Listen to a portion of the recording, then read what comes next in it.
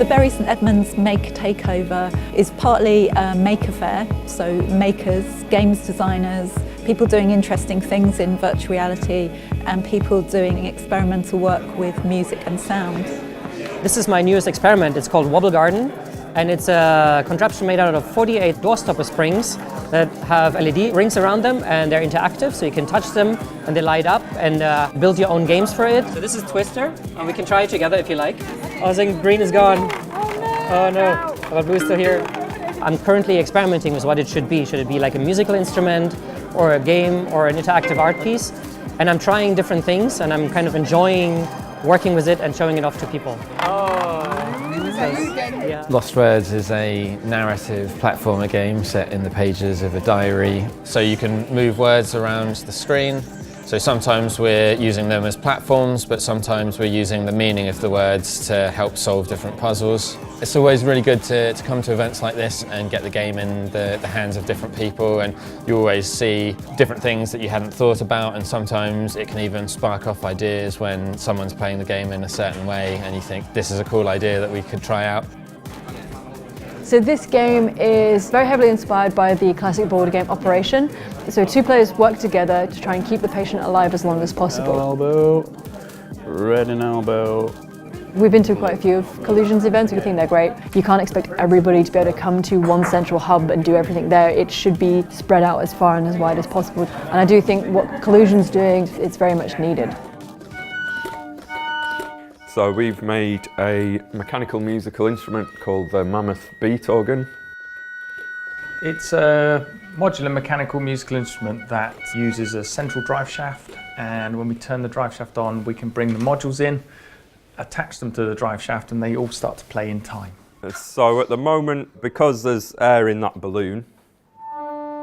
When we first did it, we got two boxes which run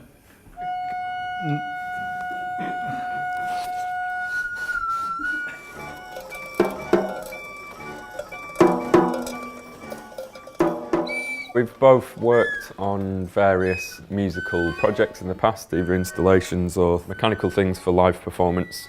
We've known each other for about 10 years and kind of decided we wanted to work on something together. Each of them can use any one of these different cams, and each cam will play a kind of different pattern.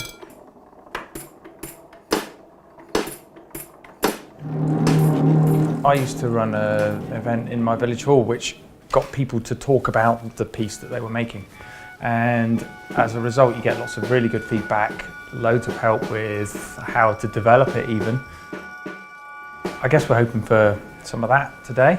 There's quite a lot to do on it, so just if we can get some ideas and through presenting it, that'd be great. We run Clip from First Sight in Colchester, really big gallery, sort of art centre, and we run these workshops once a week that focus on just making sound and playing with sound. But our main sort of philosophy is improvisation, and we've got sort of all ages doing it. I think our youngest member is about 10, and our oldest member is about 60. So at the moment we are opening up battery-powered noisy toys, and we're going to be tickling the circuits. It's called circuit bending. So we're repurposing these toys to create new sounds, new pieces of music that weren't there before.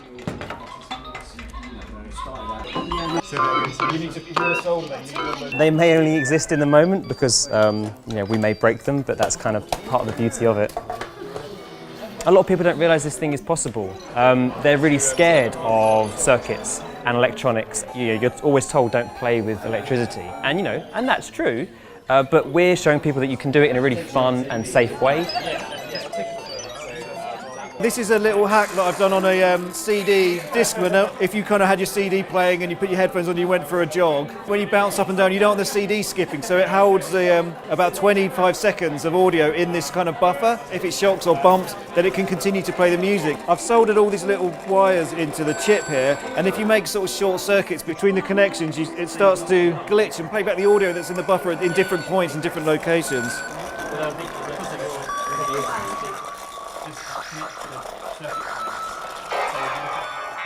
Oh, yes.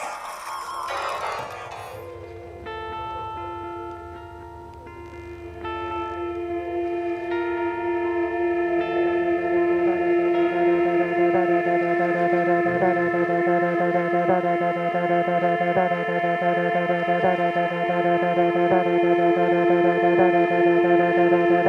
had a really relaxed, clubby kind of atmosphere, and I think that really helped to set the event up as not a conventional arts event. It seemed much broader and wider than that, and allowed for that real relaxed cross-fertilisation of ideas and sparks to be jumping between the different people that were there. So I thought it created a really exciting atmosphere.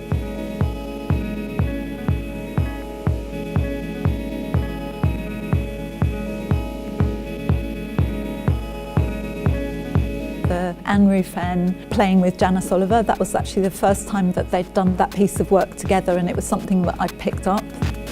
I think Janice found what Oliver was doing really, really interesting, and vice versa.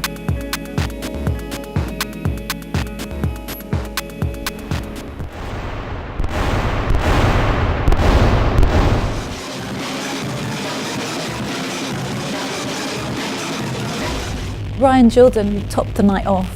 It's quite an immersive and slightly unsettling experience. The extreme use of dry ice in the room, in actually quite a confined space, because you couldn't see any edges. The room and Ryan Jordan and everybody else disappeared. Well, it's the kind of music to have a seizure to, and it's sort of like music meets torture, because the fog meets sort of like a weird strobe experiment. Today I've just been introducing people to VR and showing how quickly you can create, say for instance, a character and then animate that character and then get that character into augmented reality in the space of 45 minutes or so. I'm creating a human, a 3D human. Rather than sort of feeling that I am taking it out of the larger cities and out into the sticks, it's like, it's so new that it isn't established anywhere. This is so fun. It was Collusion that introduced me to VR in the first place. I did a VR lab and I'd only used a VR headset once before, and that just got me hooked from that point onwards. It's going to be like a wire thing. I've been given opportunities to run events. I've done 5 or 6 different workshops now. Every single time I meet people that sort of help me sort of take a step up or move into another sector or another city. I'm going to be working with engineers and product designers because I met someone through the last Maker Takeover, in fact. So Collusion have been instrumental in my progression as an artist. It's really cool.